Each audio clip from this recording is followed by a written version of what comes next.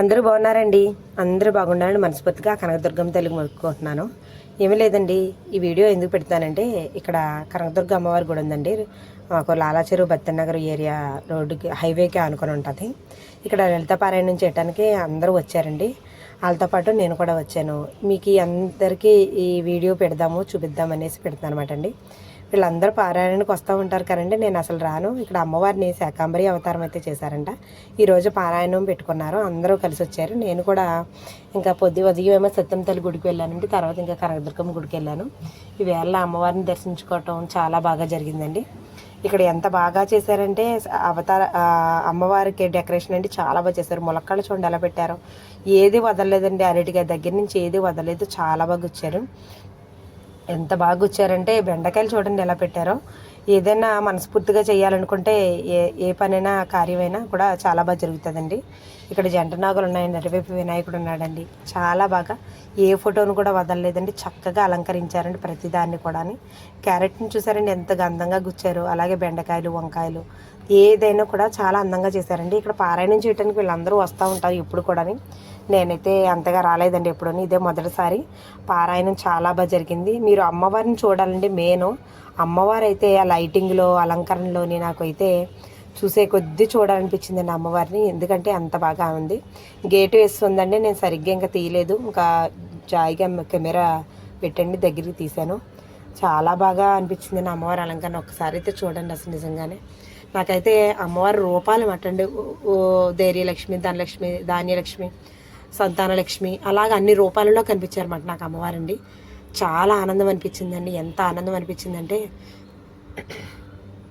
అంత ఆనందం అనిపించింది. అమ్మవారిని చూసే కొద్దీ చూడాలనిపించింది. ఇంకా పారాయణం అయితే స్టార్ట్ చేశారండి. అందరూ పాటలు పాడి చక్కగానే మంచి మంచి పాటలు అండి, అమ్మవారి మీద పాటలు పాడారు. ఇంక నేను ఈ వీడియో అయితే చూసి ఇంకెలాగే ఆ హోల్స్లోంచే తీశానండి వీడియో. చాలా బాగా అనిపించింది. తర్వాత పంతులు గారు వచ్చి పూజ చేశారండి పారాయణం అంతా అయిపోయాక. మా వాళ్ళు పాటలు బాగా పాడతారండి. నేనైతే నాకు అంతగా రాదు. నేనైతే వీళ్ళతో రావటం కొద్దిగా అప్పుడప్పుడు అలవాటు చేసుకున్నాను కాబట్టి పుస్తకం పెట్టుకోనన్నా చూస్తానండి వీడియో. పాడతాను పాటలు. వీళ్ళు అలా కాదండి, చక్కగానే డైరెక్ట్గా పాడేస్తారు కొంతమంది అయితేనే. ఏదైనా ప్రాక్టీసేనండి. చూసి చదివిందే ఏదైనాని వాళ్ళు పాడుతూ ఉన్నారు. కానీ నేను కూడా ఇంకా లలిత పారాయణం చదువుతున్నారండి. నేను కూడా పుస్తకం తీసి నేను కూడా కొద్దిగా ఏదో ఉడతబత్తి సాయంలాగా నేను కూడా వాళ్ళు చదువుతుంటే వాళ్ళతో పాటు పుస్తకం తీసి చదివానండి. అలవాటు చేసుకుంటే ఏదైనా వస్తుందండి, రాదు అనుకుంటే ఏదే రాదు. వాళ్ళతో చదువుతూ ఉంటే వచ్చేస్తుంది. నేను కూడా ధైర్యం చేసి పాడాలండి, పారాయణం చదవాలి. దైవభక్తి అన్నది మనసులో ఒకసారి కదిలితే ఎప్పటికీ వదలదండి, అలాగే ఉంటుంది. చాలా బాగా వాళ్ళు చదువుతుంటే నేను కూడా చదువుతున్నాను. నా పెదాలు కదులుతున్నాయి చూసారా అసలు. నెమ్మదిగా నేను గట్టిగా కాదు, భయం వేసి కొద్దిగా నెమ్మదిగానే చదివాను. అంటే మళ్ళీ తప్పులు ఏమైనా చదివితే మళ్ళీ వాళ్ళ బాగోదు కదండి. వాళ్ళందరం కరెక్ట్గా చదువుతున్నారు, మనమేమో స్లోగా చదువుతున్నాం. మాటని స్లోగానే నాకు తగ్గట్టుగానే చదువుతున్నాను, నెమ్మదిగాని. కాకపోతే ఒక్కొక్కటి మనం పలకలేం ఒత్తులు అయ్యని.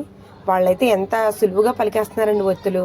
వాళ్ళ పాటలు కూడా పాడారు. మీకు ఆ వీడియో నెక్స్ట్ వీడియో పెడతానండి. చాలా బాగా పాడారు అసలు.